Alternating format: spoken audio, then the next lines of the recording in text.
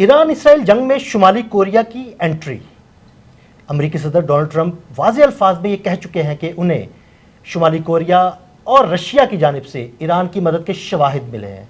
शुमाली Korea क्या करने जा रहा है, क्या वो वाकई ईरान की मदद कर रहा है, इस हवाले से खुरम करीम साहब से गुफ्तगू करते हैं। जी खुरम साहब, ये खबरें गर्दिश में है कि शुमाली कोरिया वाकई ईरान का साथ देने के लिए कुछ बड़ा करने जा रहा है, इस खबर में कितनी सदाकत है? देखिए, ये शुमाली कोरिया जो है इसकी एक बड़ी इंपॉर्टेंस है इस खत्ते के अंदर।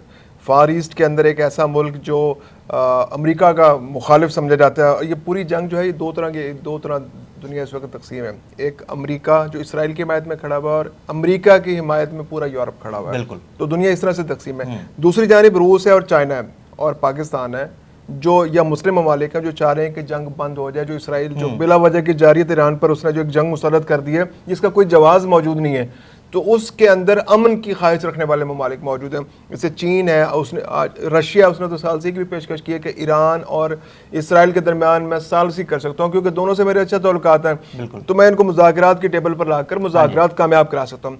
आज चीन ने भी आज दबाव डाला, बल्कि उसने इस जो रूस की जो पेशकश है उसकी तायद की कि ये बहुत अच्छी तजवीज़ है। रूस कोशिश करे तो ईरान और इसराइल के दरमियान ताल्लुकात को ठीक कर सकता है, मुज़ाकरात पर ला सकता है, जो एस्केलेशन उसको ख़त्म कर सकता है। इसके अलावा फ़ौजें वापस जा सकती हैं और हालात नॉर्मलाइज हो सकते हैं। ये चीज़ें अब शुमाली कोरिया जो है ये एक ऐसा मुल्क है जो रूस और चीन से जिसका बहुत करीबी ताल्लुक है, बल्कि एक तरह से अगर हम देखा जाए तो यूँ समझिए कि उनके दिफाई पैक्ट है उनके साथ। तो जो चीन बोलेगा या रूस बोलेगा, और दोनों चूंकि अमेरिका के खिलाफ बोल रहे हैं इस वक्त, जो अमेरिका के इंटरेस्ट के अगेंस्ट जा रहे हैं, क्योंकि अमेरिका का इंटरेस्ट इसराइल को लेके, इसराइल अमेरिका की जंग लड़ रहा है। अमेरिका यहाँ पर सारे वसाइल पर कब्जा करना चाहता है। वो उसको उसके वसाइल की जो उसके राल टबकरी ईरान को देख के उसमें सबसे बड़ी रुकावट वहाँ की जो हुकूमत है, जो इनकलाबी हुकूमत है, जो पासदारान की प्रेजेंस है, जो खामनाई साहब जो मौजूद है वहाँ पे, वो सबसे बड़ी रुकावट है। अमेरिका ने वहाँ पे से सारा माल समेटना है। अब इसराइल जो उसने गुंडा पाल रखा है, वो गुंडा जो है अमेरिका के इशारा करने पे वो ईरान पर हमले कर रहा है ताकि ईरान कमज़ोर हो जाए, या कमज़ोर होने पर वो घुटने टेक दे, अमेरिका की सारी शराइत मान दे, बिला मशरूत जो है गैर मशरूत तौर पर हथियार डाल दे। या फिर अगर वो ऐसा नहीं करता तो फिर अमेरिका जो है अपने दोस्तों के ज़रिए, आसपास के लोगों के ज़रिए अपने जो एसेट्स उसने बना रखे हैं वो फिर उनको फंडिंग करेगा, वहाँ पे जो अलहदगी की तरीके चल रहे हैं उनको फंड करेगा, और वो वहाँ की गवर्नमेंट को इतना कमज़ोर कर देगा कि वो फिर किसी काबिल नहीं रहेंगे। फिर आने वाले दिनों में वहाँ पे इलेक्शंस होंगे और जो खाना जंगी की सूरत पैदा कर दी जाएगी, जो अफ्रीका में होता रहा और बहुत सारे या तो खाना जंगी करा देगा, या फिर उस गवर्नमेंट को इतना कमज़ोर करा देगा कि उसको इलेक्शन कराने पड़ जाएंगे। और इलेक्शन जब इस तरह के हालात में होते हैं तो इलेक्शन फिर आमतौर पर वो लोग हुकूमतें हार जाती हैं, तो फिर नई हुकूमत आएगी, फिर अमेरिका उससे अपने मुतालबात मनवाएगा और फिर उस पर उसका एहसान भी होगा कि देखो हमने तुम्हें हुकूमत दिलवाई। क्योंकि वहाँ पे पोटेंशली ऐसी बहुत सी तरीके मौजूद हैं जो ईरान में नई गवर्नमेंट ला सकते हैं या ईरान के अंदर सोच को तब्दील कर सकती हैं। शाह ईरान का पुराना ख़ानदान मौजूद है, फिर वो जो मुजाहिदीन खल्क वाले मौजूद हैं, फिर सीस्तान वाले वहाँ पे एक तरीके मौजूद हैं, इसके अलावा कुर्दों के तरीके मौजूद हैं। इसके अलावा भी बहुत सारे लोग हैं, तेहरान की सोच अलहदा रही है, वो लिबरल सोच है, वो नहीं पसंद करते कि जो इस्लामिस्ट पूरे ईरान पर उनका कंट्रोल हो। तो ऐसी सोच मौजूद है। लोग ज़हनी तौर पे मुमकिन है कि 45 साल से लोगों की सोच में तब्दीली भी आई हो, लोग थक गए हों, कहने यार ये कुछ थोड़ा सा माहौल डिफरेंट होना चाहिए। तो सारी पॉसिबिलिटीज़ मौजूद है। ऐसे में अमेरिका दूसरी जानब ये लोग हैं, अब शुमाली कोरिया वाले हैं या चाइना वाले हैं, अब ये नहीं चाहते कि जो सारा जो वहाँ पे जिस तरह से मसाइल पर कब्जा करे, और फिर क्या बात क्या अमेरिका ने आज यहाँ कब्जा किया तो कल किसी और मुल्क की तरफ रुख कर ले। तो इनके बड़े बिटर एक्सपीरियंस है, कोरिया का बड़ा बिटर एक्सपीरियंस है अमेरिका के हवाले से। आप ठीक कह रहे हैं, लेकिन इस सारी सूरत हाल में जो सिनेरियो बन रहा है, शुमाली कोरिया और ईरान में काफ़ी फासला है। क्या शुमाली कोरिया किसी तरह ईरान की मदद कर सकता है? क्या वहाँ तक किसी किस्म का कोई असलहा, मिसाइल या मिलिट्री कुव्वत पहुँचाई जा सकती है? देखिए, अगर इसमें चीन अपना अमल दखल हो, चीन का हो, क्योंकि चीन समंदर चीन के पास से गुजरता है सारे का सारा ना, ये तो चीन है या इंडिया, उसके पास से गुजर के ईरान आपने जाना है। चीन, इंडिया और पाकिस्तान, ये तीन मुल्कों के सामने गुजर के जाना है। वहाँ पर अमेरिका के तो नेवी के सब जगह मौजूद है, अमेरिकी नेवी, लेकिन वो उतनी मजबूत नहीं है चाइना की मौजूदगी में। चाइना अगर अंडर कवर वहाँ से उसको सपोर्ट दे तो इस बात के इम्कानात मौजूद हैं कि ईरान को किसी तरह कोई कमक पहुँचाई जा सकती है। अदरवाइज सेटेलाइट निज़ाम तो दुनिया में इतने मजबूत हैं कि आप एक एक चीज़ को मॉनिटर कर रहे हैं, क्या कौन सी गाड़ी कहाँ से निकल रही है। लेकिन दूसरी जानिब हम देखें कि ईरान पर कितने अरसे से सैंक्शंस हैं, इसके बावजूद ईरान जो है वो तेल स्मगल कर रहा है, दुनिया के मुख्तलिफ ममालिक को स्मगल कह लें उसको, यानी अपनी मर्जी से वो तेल खुले समंदर में जाके दूसरे जहाज़ों तक मुंतकिल कर देता है या कुछ मुल्कों तक पहुँचा देता है।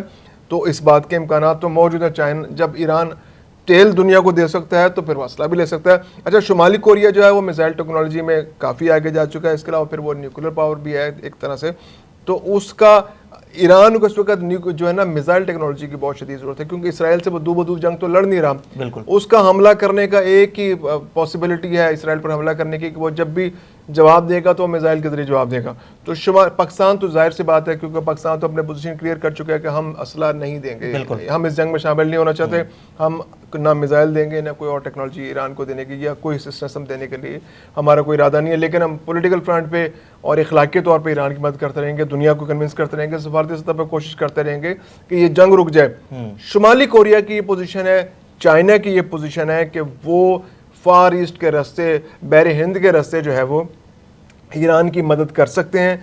न्यूक्लियर तो जाहिर सी बात है नहीं देंगे, वो फराम करेंगे, इससे तो बहुत ज़्यादा तबाही फैल सकती है। लेकिन मिसाइल टेक्नोलॉजी के हवाले से या मिसाइल के, अब देखें ना मिसाइल बन रहे हैं ईरान के अंदर, ईरान को मिसाइल बनाने ईरान की इंडिजिनस है, मुमकिन है उसने कहीं ना कहीं असिस्टेंस ली हो, उसके अंदर कुछ सपोर्ट ली होगी, उसको पुर्जों की ज़रूरत है, उसको इंजन की ज़रूरत है, उसको और भी मुख्तलिफ इक्विपमेंट्स की ज़रूरत है। तो शुमाली कोरिया जो इंडिजिनसली वहाँ पर काम कर रहा है, उसकी मिसाइल टेक्नोलॉजी काफ़ी अच्छी है, तो वो ज़रूर ईरान को इसमें मदद कर सकता है, टेक्निकल असिस्टेंस दे सकता है, खाम माल दे सकता है, इंजन दे सकता है और पुर्जा दे सकता है। फ्यूल तो ईरान के पास फ्यूल की कमी तो नहीं है, तो ये मदद शुमाली कोरिया से उसको मिल सकती है और चीन से भी डेफिनेटली मिल सकती है। चीन बहुत इंपॉर्टेंट मुल्क है इस खत्ते के अंदर। चीन बज़ाहिर खुद डायरेक्टली इन्वॉल्व नहीं होगा, लेकिन चीन अगर शुमाली कोरिया से गएगा तो शुमाली कोरिया उसकी मदद कर सकता है। खुर्रम साहब, अगर समंदर के रास्ते शुमाली कोरिया से किसी भी किस्म का दिफाई साजो-सामान ईरान तक पहुंचाया जाता है तो दरमियान में बहरे हिंद है, और बहरे हिंद वहाँ पर एक चौकीदार इसराइल का बैठा हुआ है भारत, तो क्या ये सब मुमकिन हो पाएगा? देखिए, अगर चीन की अगर मदद हासिल है ना, तो फिर तो इम्कानात बन सकते हैं कि चीन अगर उसको कवर दे शुमाली कोरिया को, या फिर कोई ऐसे, देखें ना अब ईरान भी जो तेल सप्लाई कर रहा था दूसरे मुल्कों को, वो कार्गो शिप्स के जरिए कर रहा था, वो तेल के शिप्स नहीं थे। सही। तो वो समझे कि आधा कार्गो होता था, ऊपर नीचे तेल होता था, तेल के टैंक होते नीचे तेल के टैंक होते थे। तो कोई ऐसी सूरत बनानी पड़ेगी कि ऊपर कोई कंटेनर रखे होंगे, नीचे मिसाइल रखे हों, तो कुछ इस तरह की सूरत बनाई जा सकती है।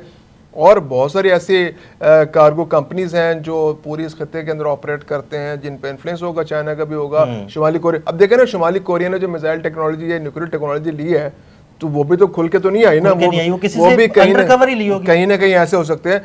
फिर इसके अलावा दुनिया में स्मगलिंग के बहुत बड़े बड़े नेटवर्क्स होते हैं। जैसे देखें, हमारे पास अगर इंडिया ने अगर कहीं से टेक्नोलॉजी ली है, तो वो भी उसने कोई ख़रीदी तो नहीं है ना कहीं से, उन्होंने भी कहीं से कोई पुर्जा उठाया, तो कहीं से कोई पुर्जा उठाया, तो कहीं से कोई पुर्जा। तो जो इंटरनेशनल स्मगलिंग नेटवर्क्स होते हैं, अब देखें ना, ड्रग माफिया का एक पूरा निज़ाम है। बिल्कुल। अब वो ड्रग माफिया जब कहीं ऑपरेट करती है, तो वो किसी से याद से लेकर तो नहीं आते ना, वो तो वो अपना सामान कहीं भी पहुंचा देते हैं ना। बिल्कुल। तो इसी तरह जो वेपन्स की स्मगलिंग करने वाला, वो भी दुनिया में नेटवर्क्स मौजूद हैं, तो वो भी अपने तय काम करते हैं, जिस तरह से जहां मसला पहुंचाना चाहते हैं वो पहुंचा लेते हैं गैर कानूनी। अब अफ्रीका के अंदर जो असले मौजूद हैं, या अफगानिस्तान के अंदर मसले मौजूद हैं, असला मौजूद है, तो कहीं ना हमारे टीटीपी के पास असला मौजूद है, पता नहीं कौन कौन सी दुनिया के ब्रांड्स उनके पास पड़े हैं असले के, तो असला तो सब जगह पहुंच जाता है। तो शुमाली कोरिया से ईरान असला पहुंचना भी को बहुत बईद नहीं है, सब पॉसिबिलिटी है। बहुत शुक्रिया खुर्रम साहब जी। बिल्कुल, शुमाली कोरिया से ईरान तक दिफाई साजो सामान की सलाहियत पहुंचना कोई मुश्किल काम नहीं है, अगर चीन इसमें शुमाली कोरिया की मदद करे। खुर्रम कलीम और अदील अहमद को इजाज़त दीजिएगा। अल्लाह हाफ़िज़।